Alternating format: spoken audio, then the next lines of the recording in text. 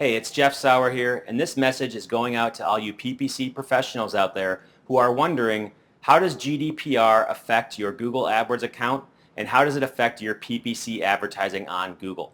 And I've put together some research to really understand the answer to that question and to share with you some valuable resources you might use if you want to make sure that you stay compliant and do paid search advertising. So listen up, and we're going to show you how GDPR affects your Google AdWords advertising. Let's talk about Google AdWords and GDPR compliance. So GDPR is officially here, and you might be wondering to yourself, what does this mean for Google AdWords? And I actually have the same question myself, so let's start out with the absolute basics. So what is GDPR? Here's a one-paragraph explanation as to what the GDPR is, and it's taken right from the GDPR website.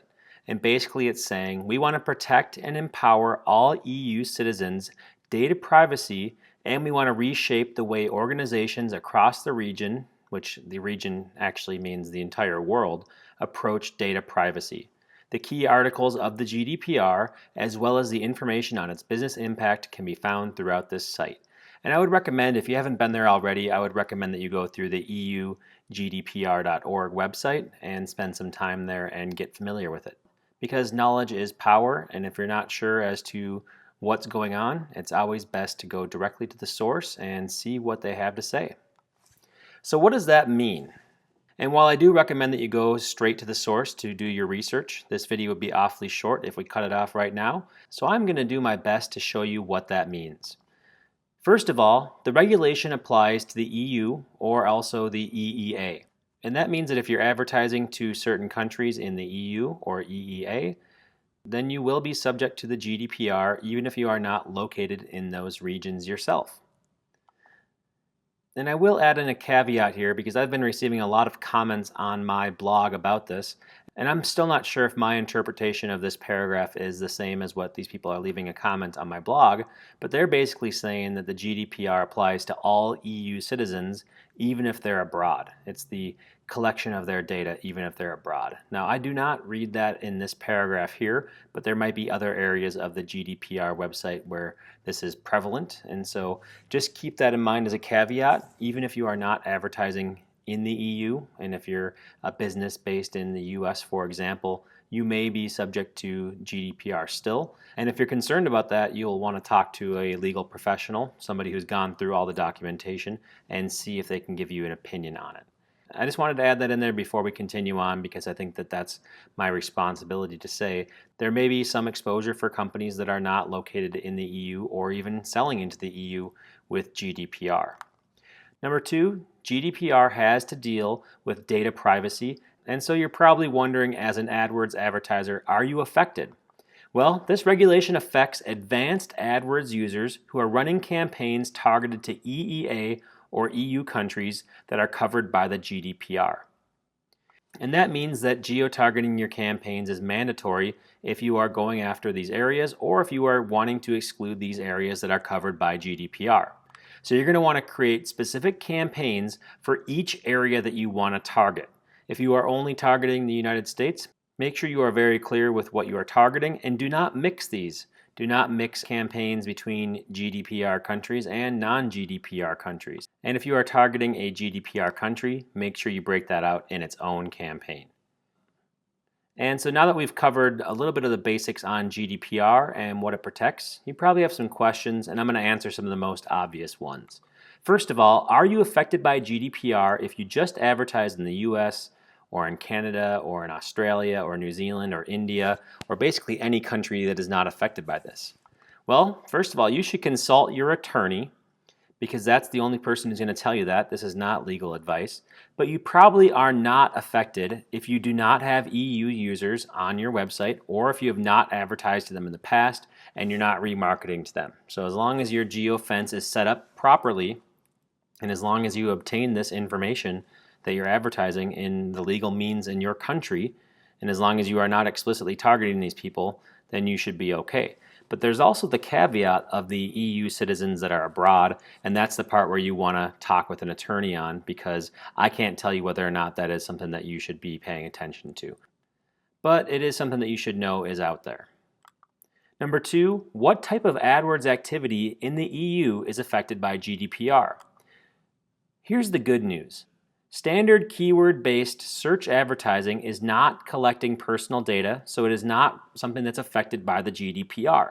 You can advertise based on keyword queries that are out there that Google collects in their engine because it's not targeted to an individual. It's based on the anonymous query that somebody types in, and so you're going after the keyword query that's being typed in, and so you are not going after people. So you are not affected by GDPR with this standard form of advertising. However, if you use the more advanced features in Google AdWords, then you are affected by GDPR. And here's where it gets tricky, because some of the advanced features in Google AdWords are things that I recommend in PPC course as something that's very basic and something you should be doing all the time. For example, conversion tracking. If you are doing conversion tracking, then you are impacted by GDPR because you are placing cookies on somebody's system and you are using a tracking pixel to collect their personal data, and you are tying that back to keywords. So conversion tracking, from my understanding, is affected by GDPR. Remarketing obviously is affected by GDPR, especially when you are doing remarketing that's showing somebody a personal product based on their search behavior. Same with remarketing lists for search ads. While these are really effective, they are something that is now being regulated by the GDPR. So you might want to evaluate the effectiveness of these ads versus the exposure you have as a result of implementing them. And finally, customer match and store shopping. Anytime that you are uploading somebody's personal data, you really want to be careful with what you're doing here. Okay, so you understand what the implications are, and you want to continue using these features. What should you do? First of all, you need to obtain consent to collect this data. GDPR requires consent for personal data collection. This is very clear on the GDPR website, and I think that anything you read out there will say that consent is required to be collected for this type of data. And you might be wondering, does Google provide you with a consent solution? And I would say not really. I went through the Google documents trying to find a nice little concise example of what consent means and how do you obtain it, and I was pretty disappointed by what Google gave us. But I'm going to give you that link anyway, just in case you want to read through it. Now, on the other hand, Facebook has much clearer documentation as to what you need to do as far as obtaining consent and who might need it. So if you go to the Facebook developers website and their privacy docs, you can see that here. And not only that, but it tells you what takes the form of consent. So is it navigating beyond a banner notice? Is it dismissing that banner notice? Or is it even clicking on the I agree button? Facebook gives you some ideas as to how people out there are tracking consent. Now, of course, the most common form of consent that we see, and something that I've been talking about a lot at Jeffalytics, is cookie consent, which is that you are going to be tracking somebody using cookies, and this is used for conversion tracking and for remarketing. And if you want to know some more about cookie consent and banners and pop-ups, I did a whole video on this, and it was really about Google Analytics, but this also applies to AdWords as far as what consent is. So if you want to go deeper in that area, you should check out that video. And also I have a recommendation for you. CookieBot is great for handling all the use of your cookies and being very transparent with what cookies you collect. Now, I was pretty surprised when I installed CookieBot on my site as to how many things were being tracked with cookies. And I'm glad that I have CookieBot in place because otherwise I wouldn't have known about them. So that's how you can get consent for cookies. There's many pieces of software out there that handle this, and I like CookieBot in particular because it categorizes what type of cookies are being collected. And as you can see here, that green checkbox for marketing is what allows you to do remarketing and some of the more personalized targeting that's out there.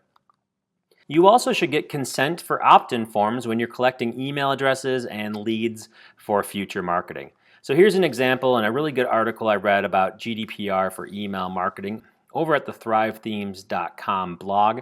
And basically they say that your email opt-in forms should be more explicit as to what somebody's going to get when they sign up. For example, you subscribe to something and you're going to get instant access to this thing. You should also provide a link to your privacy policy very clearly in the opt-in form under a hyperlink, and that way people know exactly what they're opting into and they have the ability to look at the terms and decide if they want to opt in or not. And finally, customer match and data upload. What kind of consent do you need for that? Before we get into that exact consent you need, I would warn you to tread lightly here. because you are taking customers' data and you're taking it out of your system and you're uploading it to Google for remarketing purposes. And you're probably wondering, have your customers actually opted into that? Well, if you haven't had it in your policy that you're going to be uploading their personal data for remarketing purposes, then they probably have not opted into it. And so this is not something where they've given consent on their website unless you built it into your terms of service before they purchased. So one thing you can do is, if you want to be really careful with your customer match and your store uploads, is to geo-target and exclude all your EU and EEA addresses before uploading. So just get rid of everything that's in these countries and don't lose any sleep over it. Make sure that you are only uploading and putting in the information in areas where you are allowed to, in areas where it's legal. Number 2, you can add the fact that you're going to be uploading data on customers for matching to search campaigns explicitly in your terms of agreement before somebody purchases, with the box left unchecked, of course, because you need to leave boxes unchecked as part of the GDPR.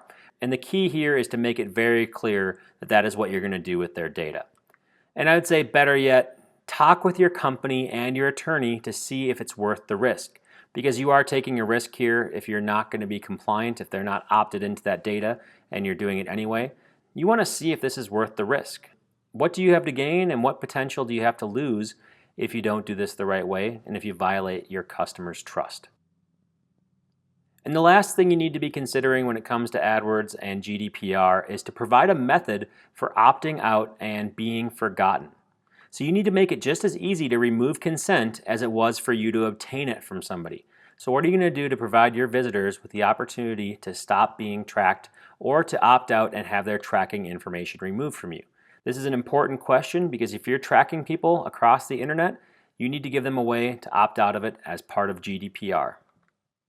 So to summarize what we talked about here today with AdWords and GDPR, standard keyword advertising should not be affected by GDPR. Build separate campaigns and targeting inside and outside of the EU and the GDPR zone if you want to be compliant. Make sure anything that's inside of the EU, EEA, or GDPR zone is being compliant with the rules. And of course, make sure that everything that's outside of this zone is also compliant with local rules as well. Remarketing, conversion tracking, and other personal data collection and usage requires consent in the GDPR zone. It's time to start being careful with the collection of personal data and being clear with what you're collecting and making sure you obtain consent before you do it. And finally, do a risk-reward assessment for your more advanced targeting ideas when it comes to AdWords campaigns. Are you going to get a strong ROI on it? Do you have the potential to lose revenue or be fined if you're in violation? Are the attorney fees going to be worth it? Make sure you do a risk-reward assessment before you do any of this stuff, because just because it's cool doesn't mean it's a good idea for your business. And I'll leave you with this. Are you struggling with GDPR compliance for AdWords? Leave a comment and let us know, and we'll do our best to answer your questions.